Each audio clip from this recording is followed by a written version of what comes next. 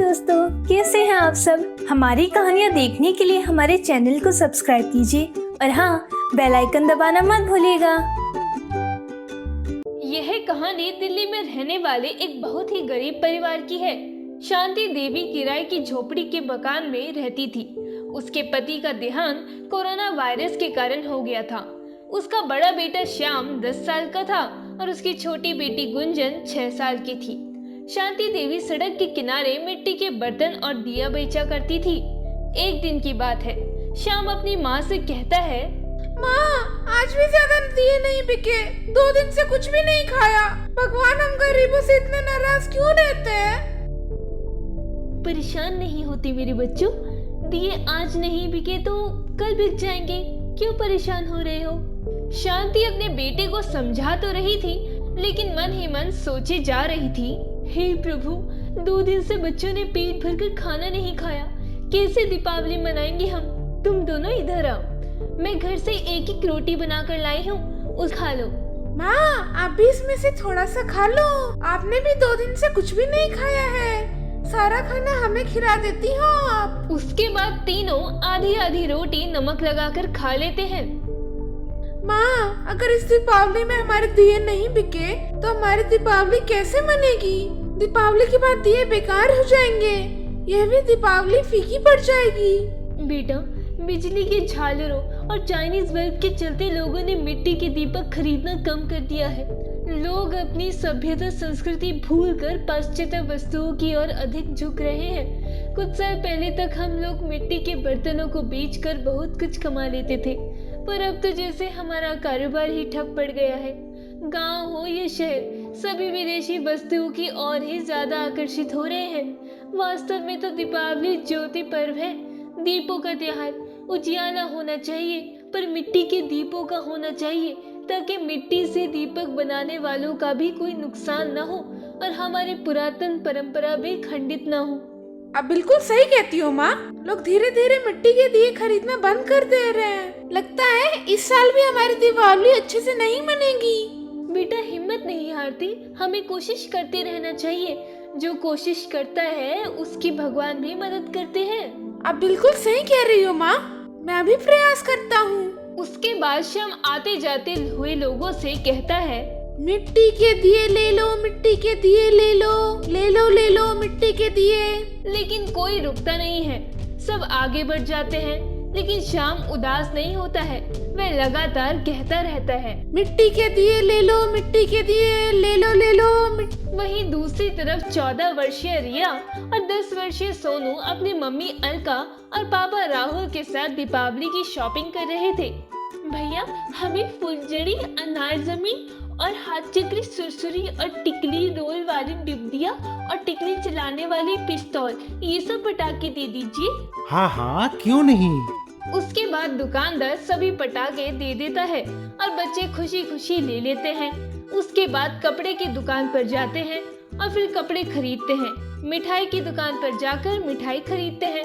तभी अलका कहती है, अरे सबसे जरूरी चीज तो अब तक हमने खरीदी ही नहीं। क्या मम्मी, पूरे 5 घंटे में पूरा मार्केट छान मारा हमने और सब कुछ तो ही ले लिया है लगभग। फिर और कौन सी जरूरी चीज नहीं ली, बताओ। सोचो सोचो, दिमाग लड़ाओ। तुम्हारी बहनों के लिए काजल लेना है क्या?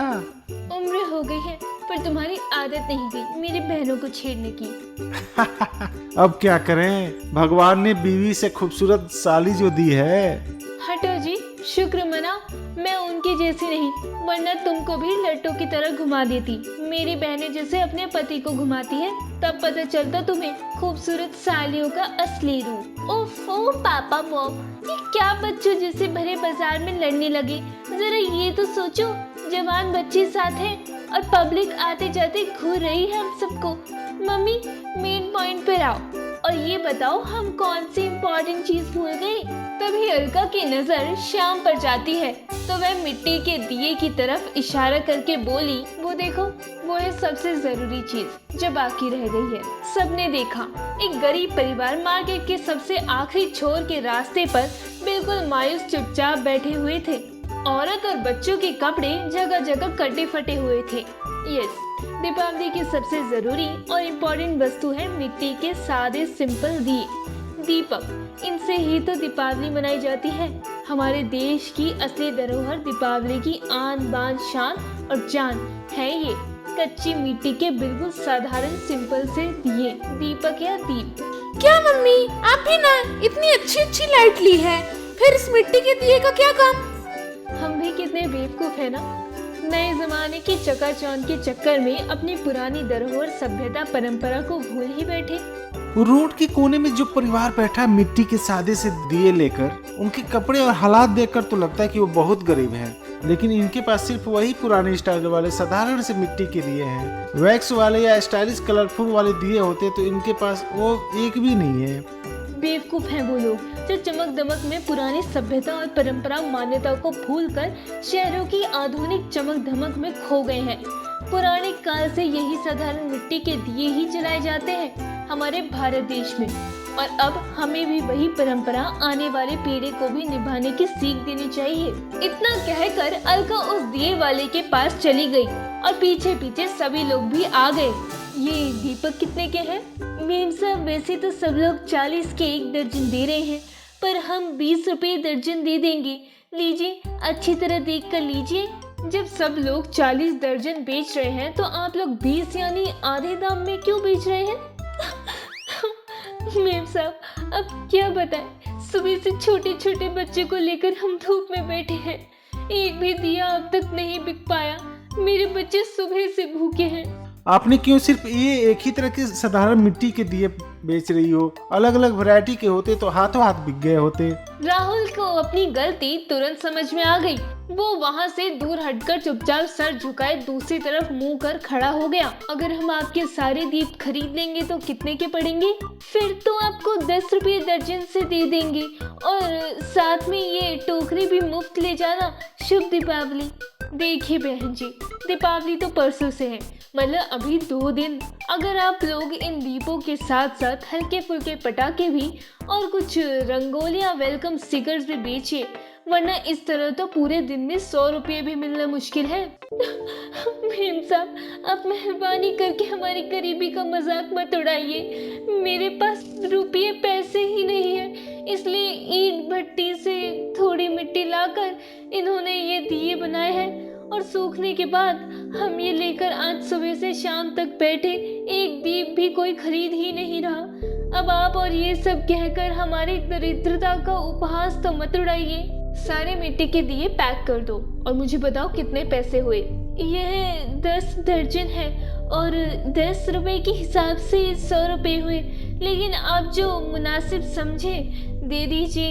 अलका अपने पति राहुल से कहती है, सुनो जी, जरा 6000 रुपये तो देना। राहुल ने हैरानी से अलका की ओर देखते हुए कुछ पूछना चाहा, पर अलका ने आंखें दिखा दी। राहुल सब समझ गई और चुपचाप शॉपिंग के बचे हुए रुपये में से 6000 रुपये निकाल कर अलका के हाथ में रख दिए।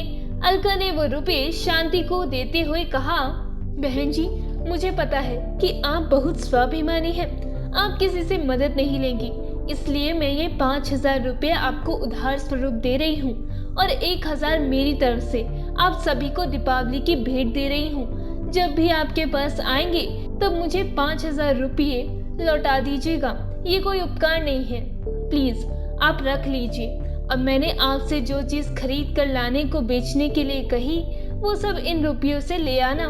उसके बाद अलका ने मिठाई का डब्बा और कपड़े उनको दिए और बोली, बुआ की तरफ से इन 2 नन्हे मुन्ने बच्चों को दीपावली का नेग है।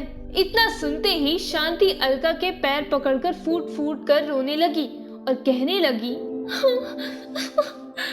आप लोग इंसान नहीं, देवता है।